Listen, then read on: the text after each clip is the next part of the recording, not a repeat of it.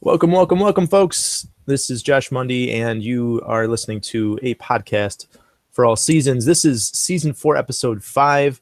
Today, we are going to be talking about the DC animated universe. And last week, we did DCEU Wishlist, movies that we wanted to see in live action, movies that we really were hoping we're going to actually eventually, inevitably see in live action on the big screen in the movie theater. And this week we're going to the small screen, and we're going to be talking about what our hopes and dreams are for DC's animated. Now, we can get a little bit more inventive, a little bit more imaginative, because there are so many less restrictions in the animated universe. And so we're going to go balls to the walls and go with our absolute, most desired wish list, things that we might never, ever see in live action. With me, as always, is my co-host, Eric Joseph, and he is going to start us off today talking about what are we going to be talking about today, and he's going to start off on his most desired DC animated wish list. Eric, what's going on? Hi, Josh. It's going fine, and hi to all of our listeners.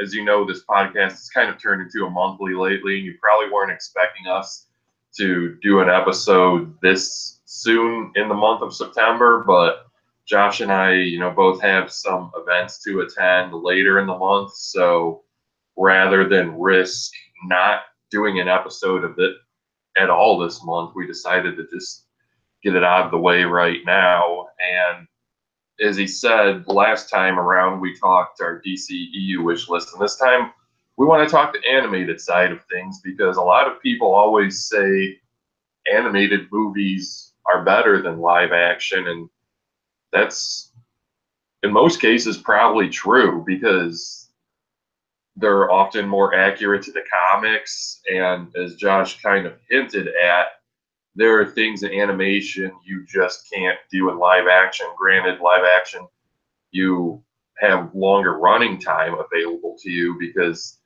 the studio really only pays for a 75, 80-minute movie when it comes to these animated features.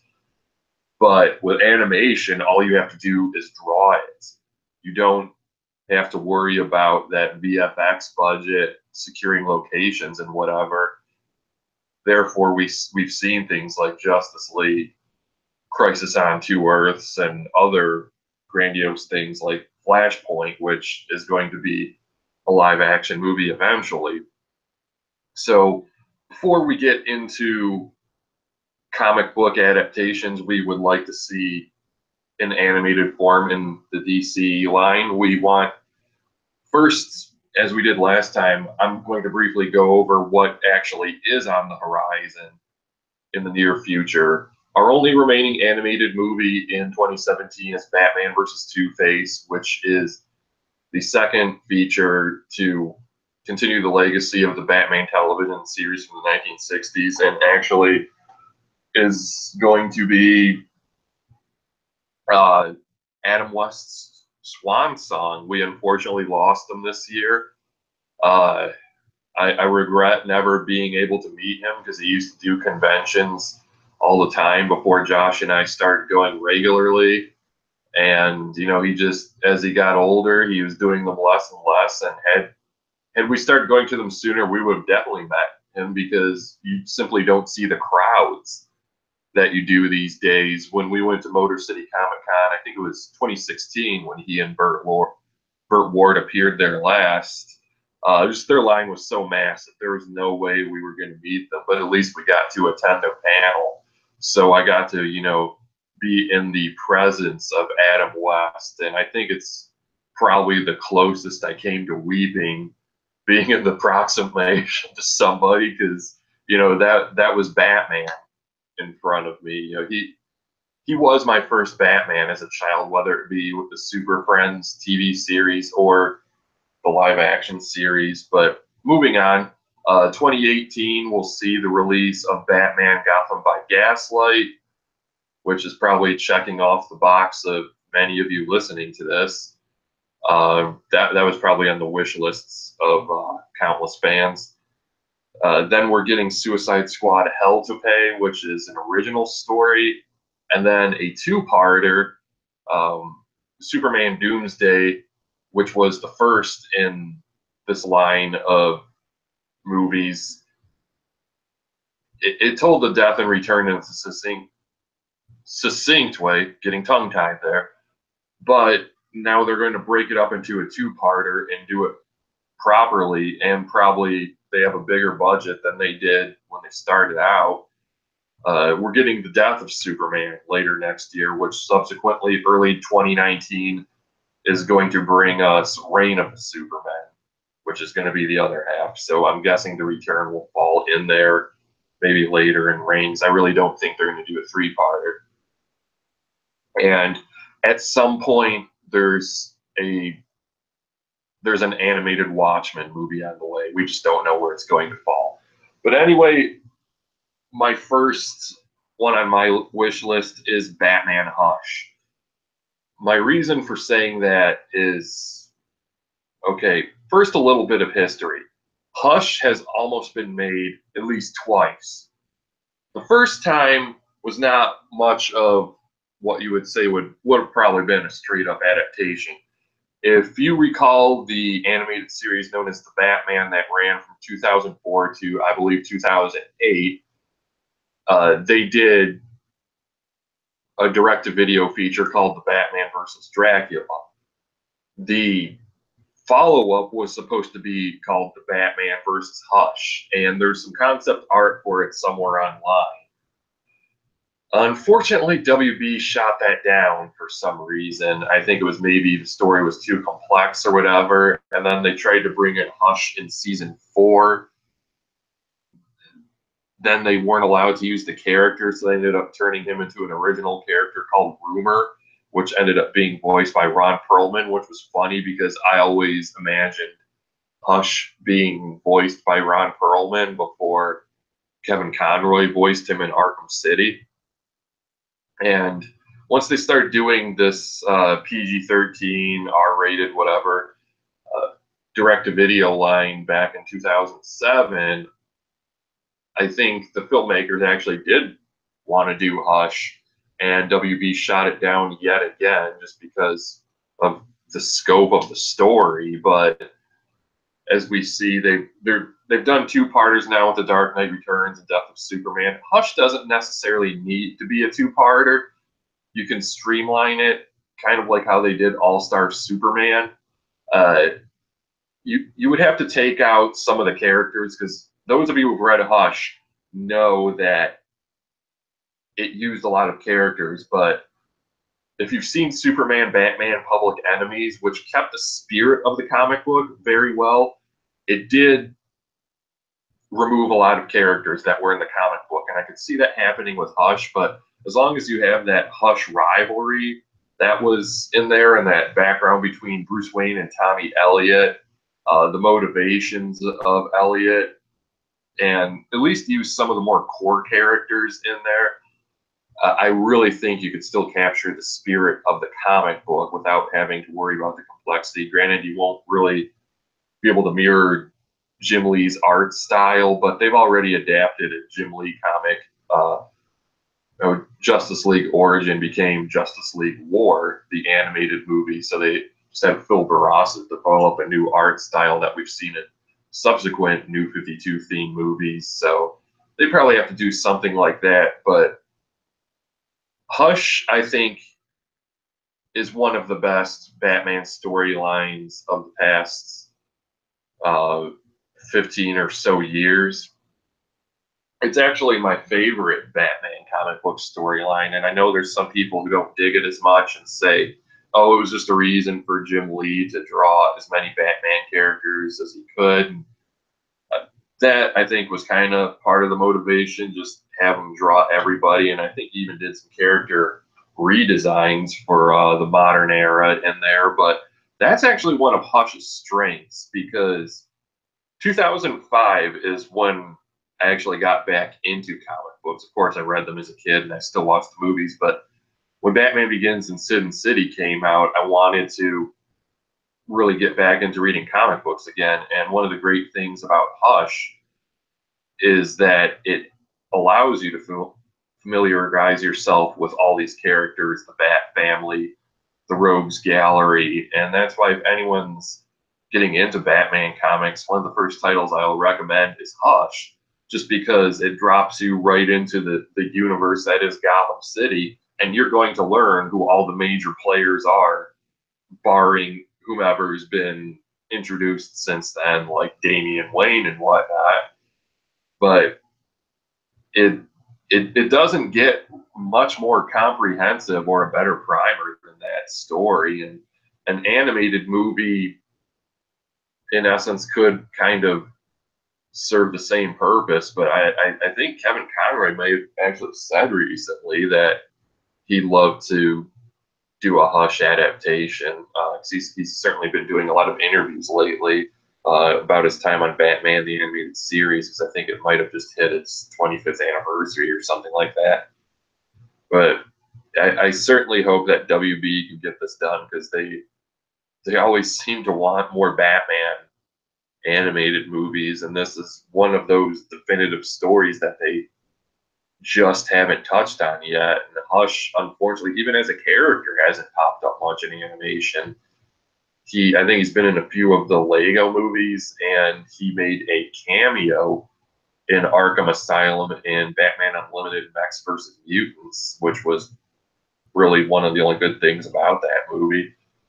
But I think that's pretty much all I have to say about it, and to risk rambling more and getting incoherent. But I think, you get the sense of all the bullet points I've touched on and why Hush really should happen. I mean, there are other 12-issue arcs like The Long Halloween, which actually I think that was 13 issues, but I'm giving the slight edge to Hush just because it holds such a special place in my heart.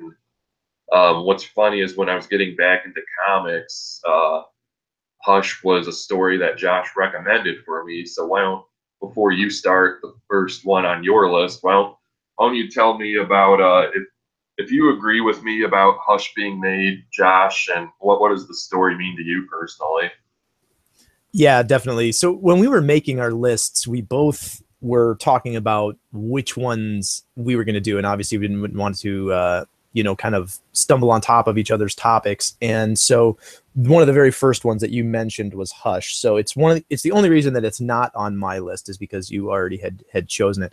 But yeah, Hush is definitely one of the better Batman stories I've ever read.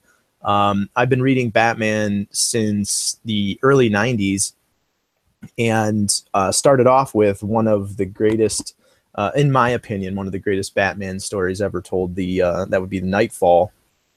Now, a lot of people have mixed feelings about Nightfall, and Knight's Return, and the whole breaking of the Bat story, but it's what I got started reading Batman in. My older brother collected Batman comics at the time, and shortly thereafter, with the death of Superman, I got into collecting comics myself. And I collected Batman comics for, I want to say, about 3 or 4 years before just, the cost of collecting both Superman and Batman. Superman's, obviously my favorite character, as we've talked about on this show tons of times. But with the cost of collecting comics being what it was, and as many Superman comics as there were, and especially as many Batman comics as there were, because my God, there were a lot, it just got too cost inhibitive to purchase both of them. So, it was a sad thing to stop collecting Batman for a long period of time. But I had always wanted to jump back on as I had, moved, got a little bit older, got a little bit more money in my pocket on average. I had wanted to collect Batman comics again, and I just kept waiting for something to get me back into it. And that thing was Hush. Jim Lee's art was absolutely incredible. I'd love to see that adapted in an animated style, for what they can do. I mean, we've seen a little bit of his animation style adapted before. But the story is incredible. And like Eric said, it's kind of a primer on all things Batman. I mean, for one thing, they're throwing the kitchen sink at you in terms of the villains, and they are giving you this huge amalgamation of his entire roster of characters. So we get Alfred, we get At the time, I think it was still Oracle. We get AKA Batgirl. We get Robin, Tim Drake Robin. We got even some of his more tertiary side characters, obviously Commissioner Gordon and characters that we'd expect to see and things like that. Other cops in the GCPD. But the entire, I mean, aside from really Nightfall, which again, that was a story that gave us this enormous roster of all of Batman's villains. It was kind of part of the story. They're all being released from Arkham Asylum. This was really one of the only other Batman stories where we see the entire litany of his rogues gallery. And it's a really well told story as well. And one of the things that I actually like the most is it kind of ends on a little bit of a bittersweet note. I guess we could throw this in spoiler alerts, but the comic book's been out for a while. Is you see kind of a burgeoning, for the first time in a while in comic books, you see kind of a burgeoning relationship between Batman and Catwoman. One that they're now kind of playing up again many years later. And just as they are, finishing up the comic book arc, she says something to him that makes him change his mind about it. And all she says is hush. And it plays into Batman's paranoia. It plays into a lot of things that we know about Batman. In a single word, he takes what could be a relationship and kind of flushes it down the toilet because of his own trust issues and his own paranoia and everything that Hush did to him. He doesn't know if this relationship happened by accident, by happenstance, or if it was all manipulated by Hush. It's an excellent ending to an excellent story as well. I definitely would love to see it in animation. It's a spectacular Batman story. And if you haven't read it, I highly suggest collecting the trade. It's a spectacular read, one of my favorites of all time. But moving on. So, anything else to say about Hush, there, Mr. Joseph? No, you pretty much nailed the rest of it. So, what's first on your list? Yeah, first on my list is I'm going to go with, which one should I start? Which one should I start off with first? Because I've got three. I'm going to start off with Superman Red Sun.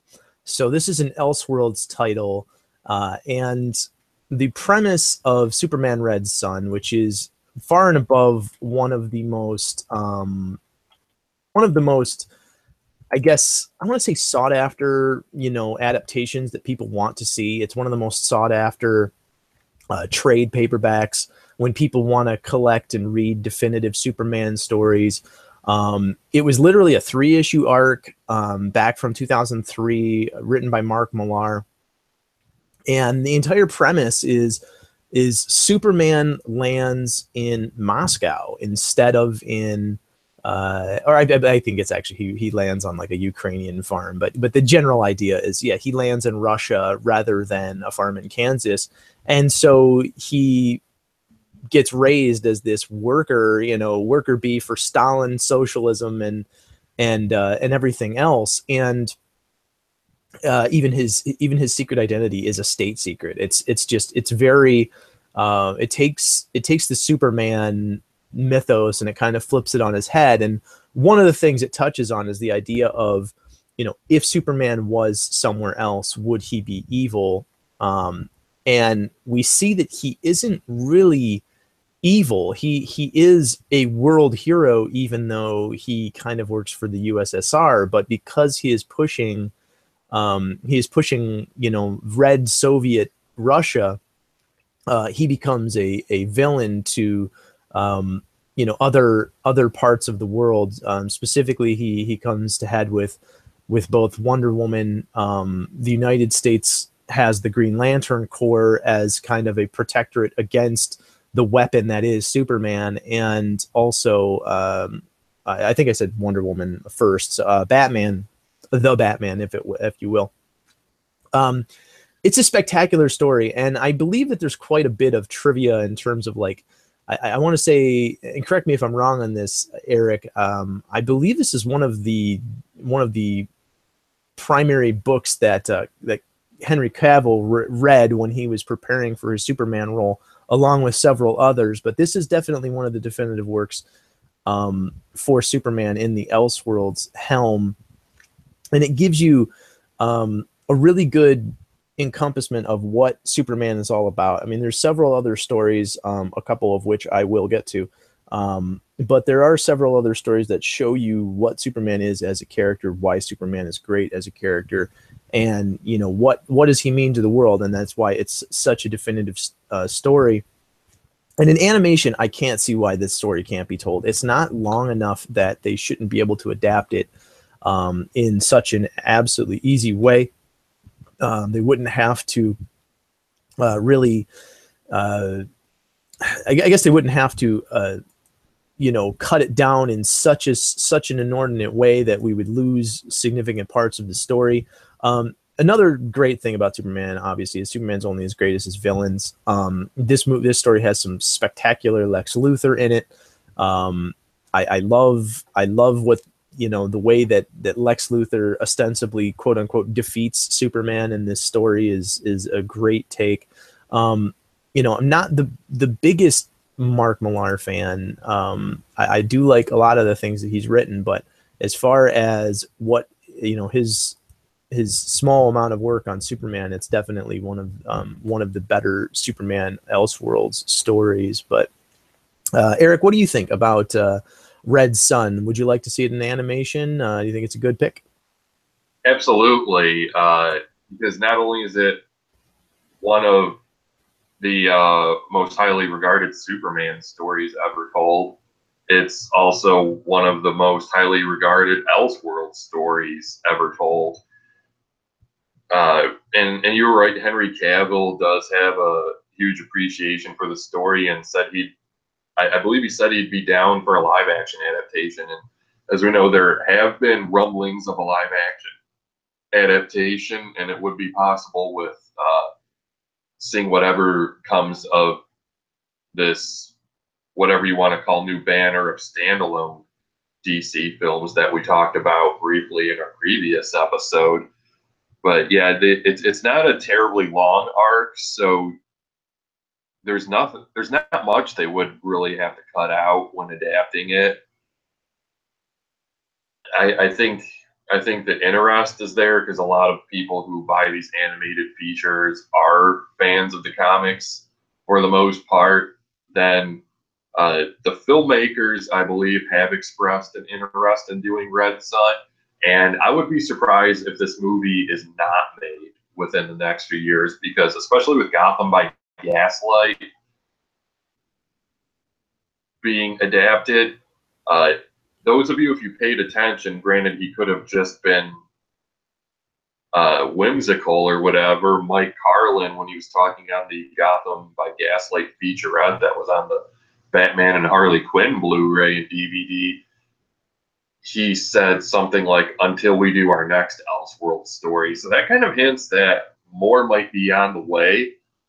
I could see this happening late 2019, early 2020, because I don't think they're going to do another solo Superman film right after Reign of the Superman, excuse me, almost said Reign of the Superman, which, bit of trivia some of you may know, was the original story written for a science fiction magazine by Siegel and Schuster years and years ago. But I think they'll use a bit of a buffer because they're probably going to want another solo Batman movie in there somewhere.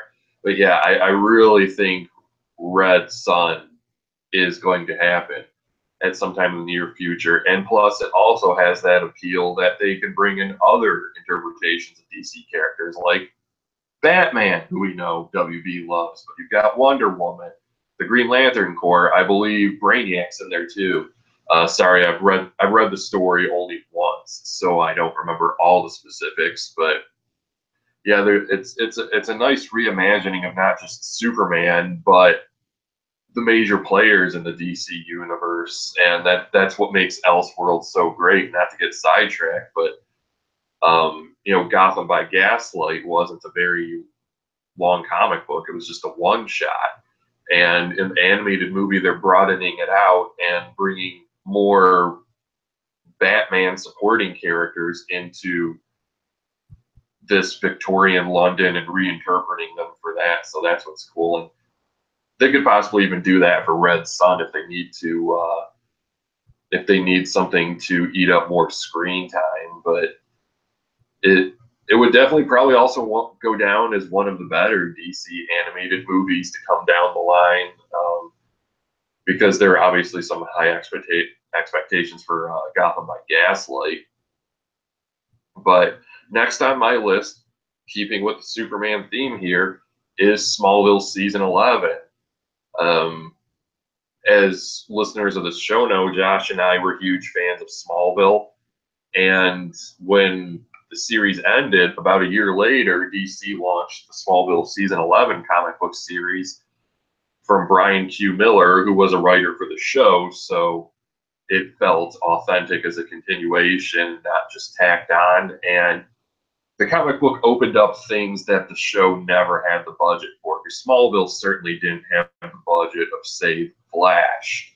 And you got to see the adventures that this version of Clark Kent went on, or villains from the comics that they didn't necessarily get to do on the TV show. They brought in more of characters from the DC universe that they didn't have license to on the show, like Batman, Wonder Woman, who was almost in season 10, but they couldn't use her because of the failed pilot for NBC with Adrienne Palicki in the title role. They brought in John Stewart, Green Lantern, and just other characters like John Constantine and whatever. It was such a great series. But this is why we call it a wish list, because it's on mine, but I highly doubt this would ever happen, especially so long after the TV show's come and gone, and the comics have been over for a bit now.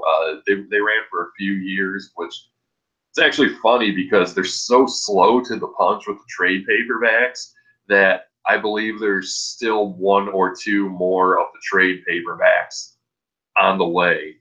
Yes, that's how slowly they're putting these things out. But there was such great development. Like we saw Tess Mercer, who died in the series finale. She becomes an AI and becomes Smallville's version of Red Tornado. So they still were evolving these characters, and that was great. We saw what became of Lana Lang after she met Smallville and what she was doing. It was there was really just so much greatness to it. But another two reasons why I can't see this ever coming to fruition as an animated flick. It's the fact that I'm pretty sure it would be hard to get most of the cast together. Some of them probably have no desire to revisit the material. Tom Welling has pretty much said he's done with the character of Clark Kent, and that's understandable after playing him for 10 years. So I don't see him even voicing the character. And it would be the same if they got another actor. I mean, what's the point of doing Smallville season 11 if you don't have Tom Welling? And again, it was so wide sweeping. As I said, the comics went on for a few years, but to do it as an animated film, I would say maybe just truncate the first two arcs.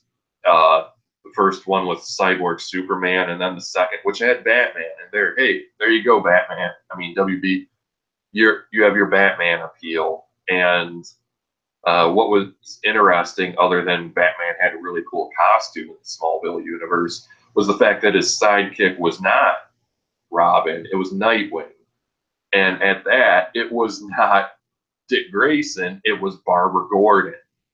So there's, again, that Smallville was known for reinterpreting and putting its spin on things, so that was a cool little flourish, even though trivia, Nightwing was originally supposed to be Stephanie Brown in these comics, but DC didn't want to use her. So it got changed to Barbara Gordon. But just as a Smallville lover, a lot of people who watch the show don't know that these comics existed and followed it. And who knows, his opinion could have changed, but our friend Ken Shiro from Culture Junkies, of course, watched the show, read the comics, and he thought the comics were better than the show. And, it would be a tall order to adapt, but would you be down for a Smallville animated movie? Even if they got to make it happen, if a Smallville reunion feature was a completely altogether different story from the comics, would you be down for either scenario, Josh? Yeah, I mean, absolutely. You know that I loved Smallville as well. It's been a few years since I've watched Smallville. Unfortunately, I keep meaning to go back and do a binge, and I think I end up getting through about the first couple seasons before life gets in the way and I end up letting it fall by the wayside. But yeah, no, you know that I collected Smallville season 11 as well.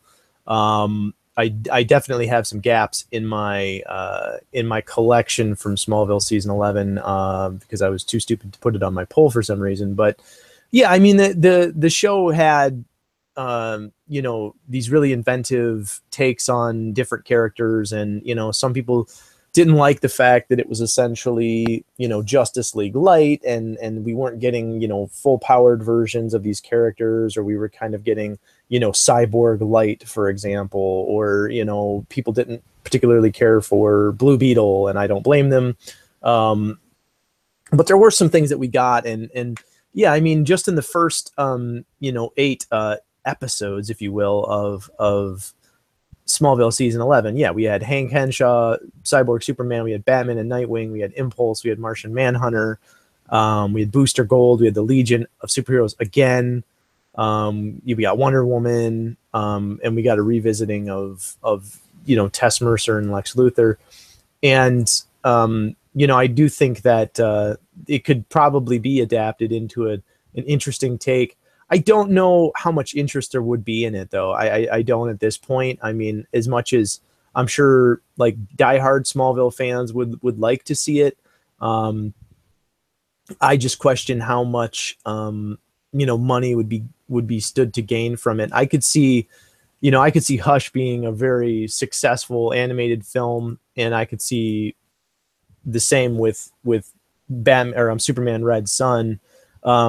Smallville season 11, yeah, maybe if it had come out, 2 years after Smallville and people still had it on its mind and on their minds rather, and still had a taste for Smallville, then I could see it being successful as well. And I think that those things are obviously predicated on whether or not these things would potentially happen. But again, it's a wish list. These are things that we'd love to see. Yeah, I'd love to see a Smallville season 11. It'd be really interesting to see that last final kind of take on Smallville, this series that we both loved. But I am actually going to keep at it with the Superman theme with my next wish list pick, and that is Superman New Krypton. So back in 2008 and 2009, the stellar Jeff Johns, James Robinson, and Sterling Gates worked on Superman New Krypton, and in my opinion, it was one of the best Superman stories in almost a decade. There was, Superman's always been a good comic, and the reason that its readership kind of waxes and wanes is because it's hard to do things in Superman that are original because A, this character's been around for almost 80 years. B, it's Superman, and his power levels have always kind of put a roadblock in the way as far as telling believable, challenging stories for him to overcome without essentially nerfing him, which is always one of the things that, unfortunately, that's one of the things that they've kind of even done in the live action movies is they're not showing Superman at, what I would consider to be full power levels and things like that. And that's why we get the Superman versus Batman squash. But nonetheless, Superman New Krypton was one of the most interesting stories that they had told in the Superman comics in the pre-New 52.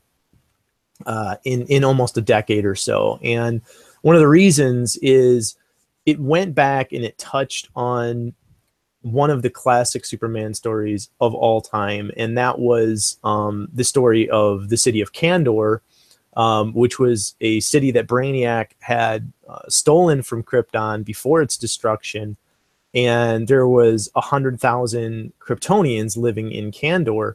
Well, it basically has to do with the fact that that city is now completely resurrected, and they end up creating what is essentially a new planet in the solar system in the same orbit as Earth, but basically on the opposite side of the sun. And they name it ostensibly New Krypton, of course.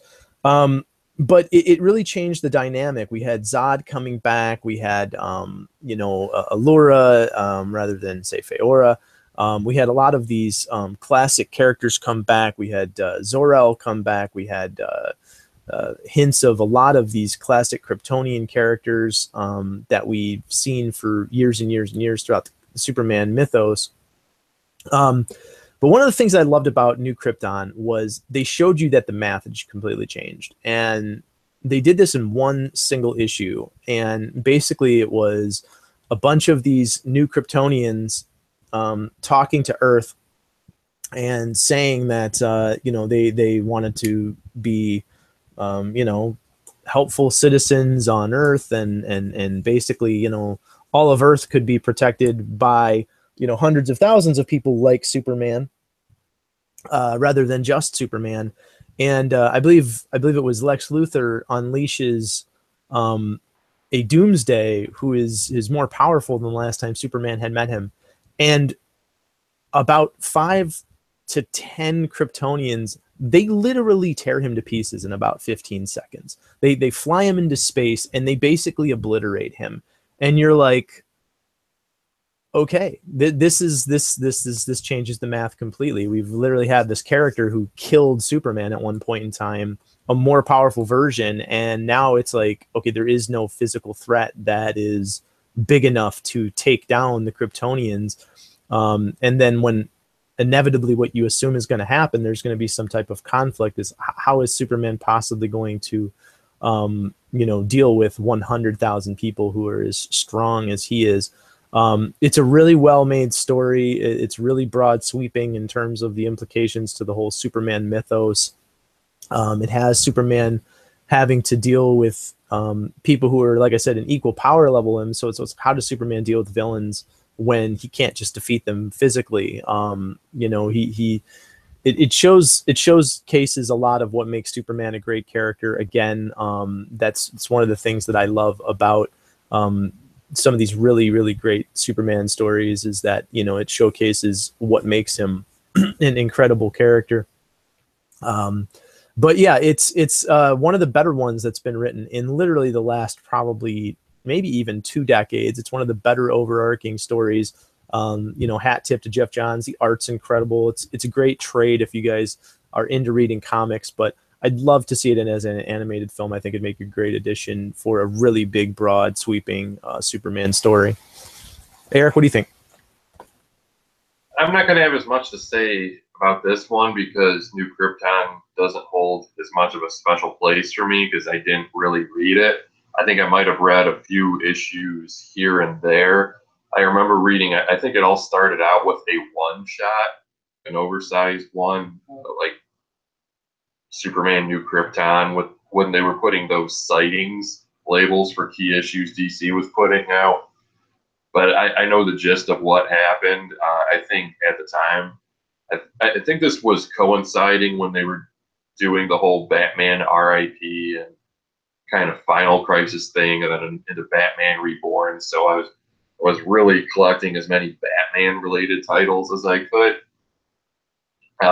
Can't remember if I read this in trade or not, because I also, as Josh knows, I used to check out a lot of trades from the library to read what I had missed out on before I start getting buried in review copies and had other means to read stuff for free. But I'm always up for whatever Superman animated films come out. So I definitely would watch this if it found its way to adaptation. And I remember when it was going on, I believe Superman World of New Krypton was its own title, and Superman was in that only. And this was the time when he wasn't in his own titles. Mon-El had taken over Superman, and Nightwing and Flamebird had taken over Action Comics.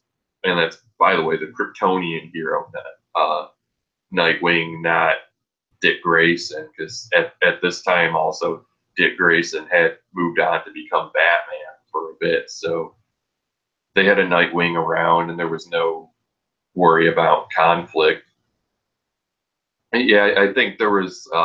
They also played up the politics a lot. I believe General Zod was a key factor in it. So yeah, I'd definitely watch it.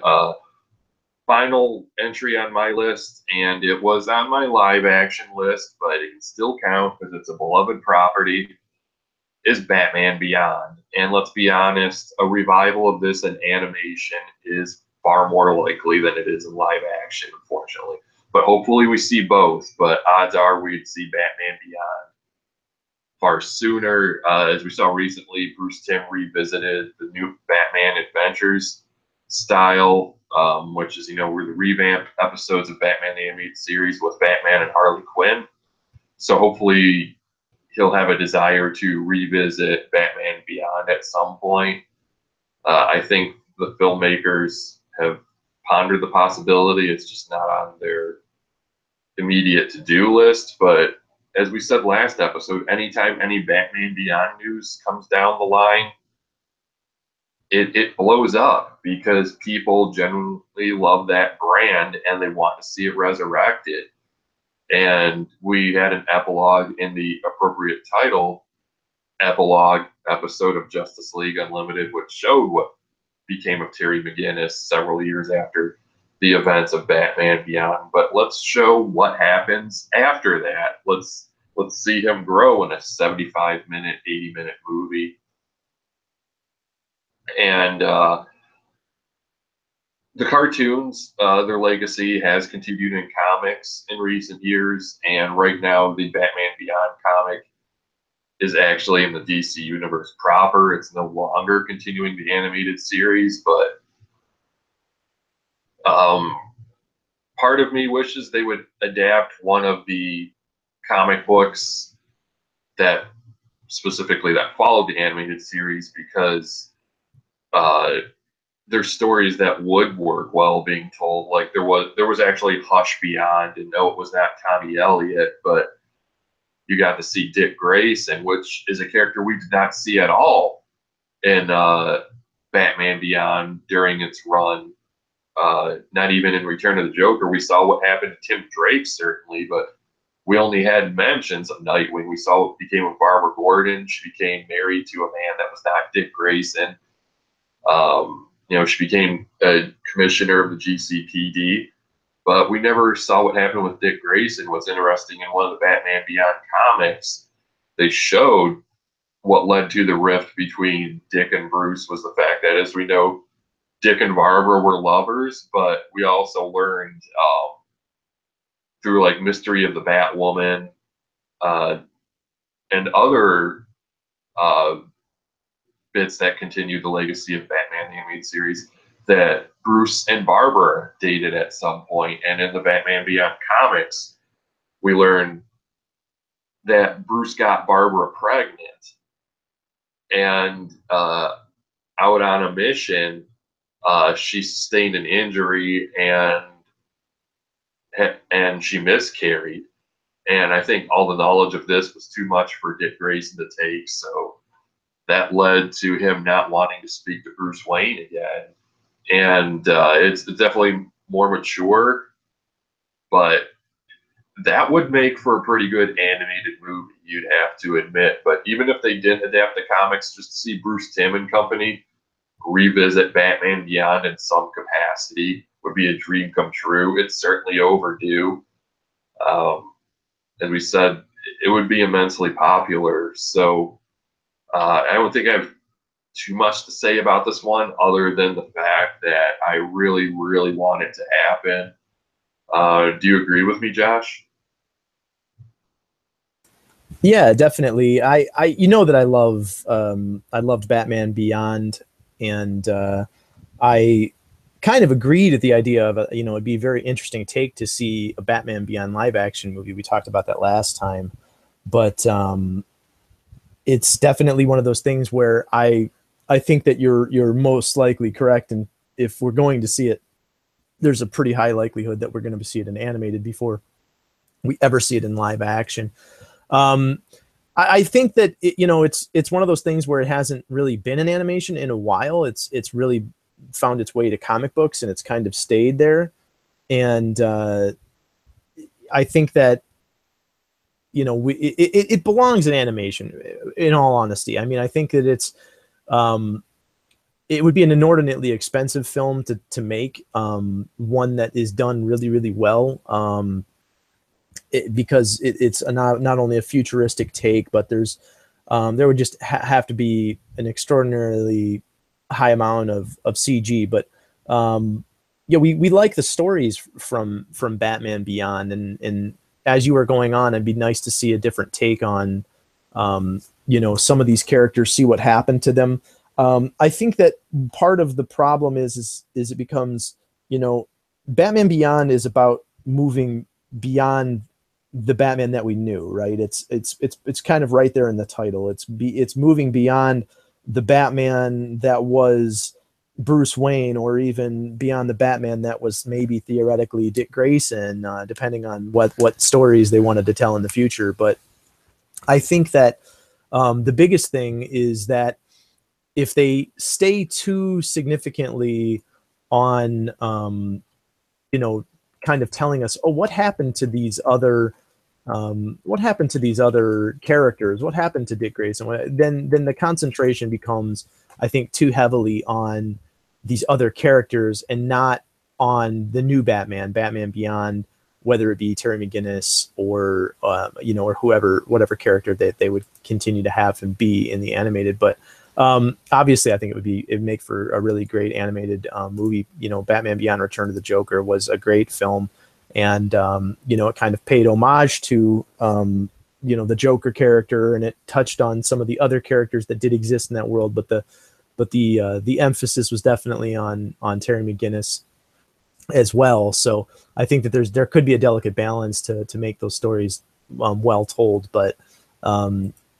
Yeah, that would be my kind of caveat, is don't move too far away from telling a story that's centralized on the new Batman.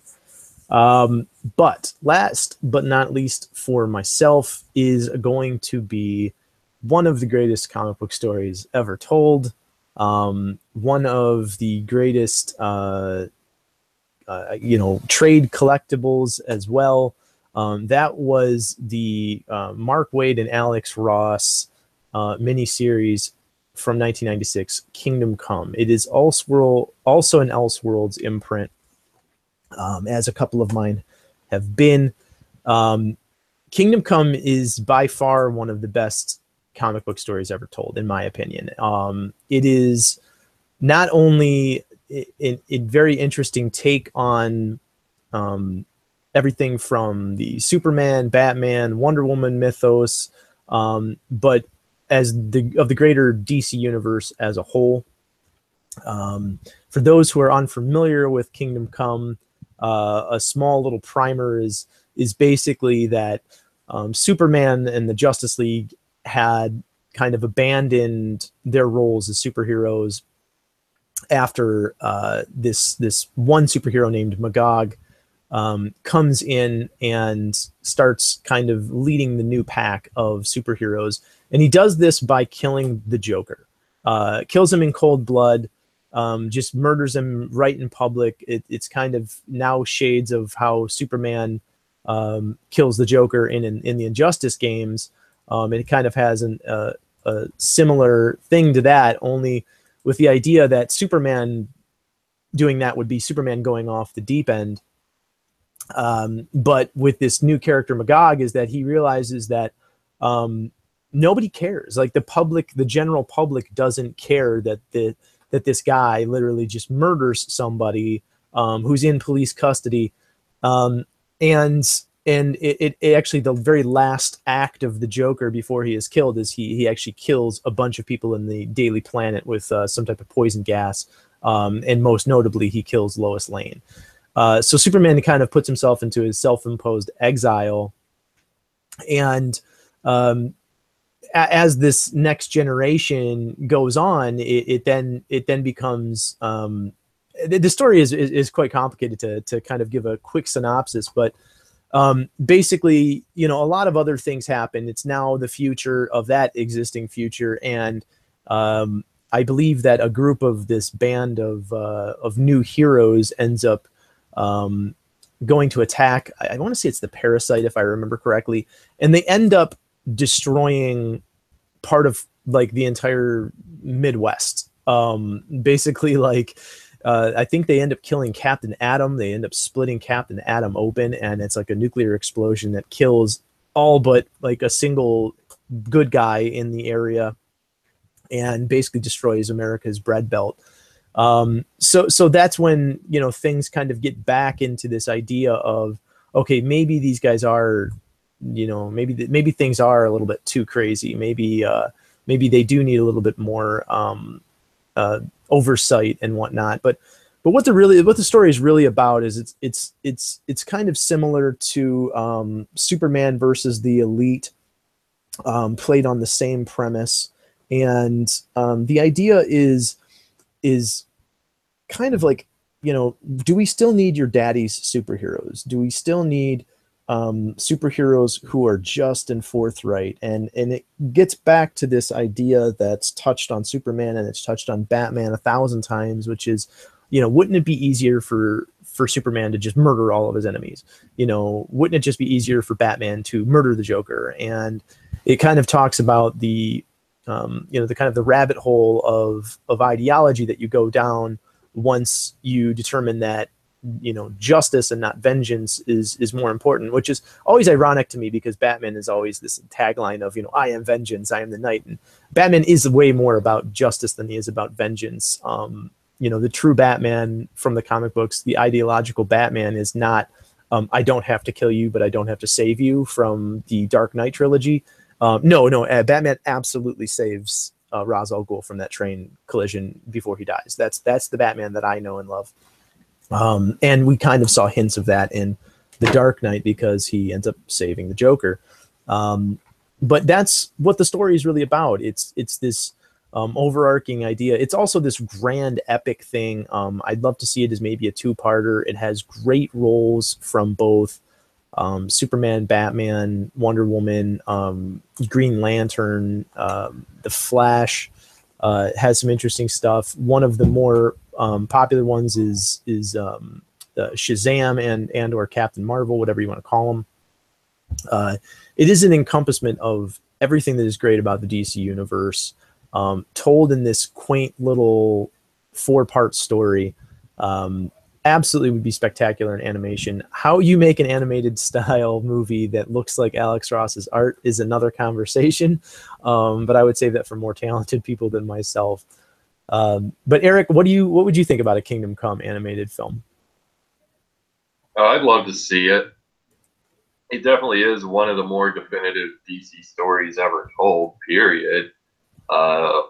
Lots of fans have been asking for it. Whenever they do Q&As for the DC animation panels at cons, there's been more than a few times a fan has asked, when is Kingdom Come actually going to arrive? And it definitely would have to probably be a two-parter to do it properly, because even though it was 4 issues, they were pretty sizable. These were not 20-page issues. Like think probably maybe about as big as, you know, The Dark Knight Returns or something like that, because those were some rather large issues. It's just I think they have kicked around the idea of doing it, but one of the reasons they haven't is because, you know, the scope of it, which again, it's something they could do now that WB will sign off on two-parters. I just think maybe WB would want them to rebrand the story as Justice League Kingdom Come. So, more casual viewers will see it as Justice League, 'cause they might think Kingdom Come is a movie starring Kirk Cameron or something. It's like how they. Were you going to say something there, Josh? No. I was just laughing just slightly.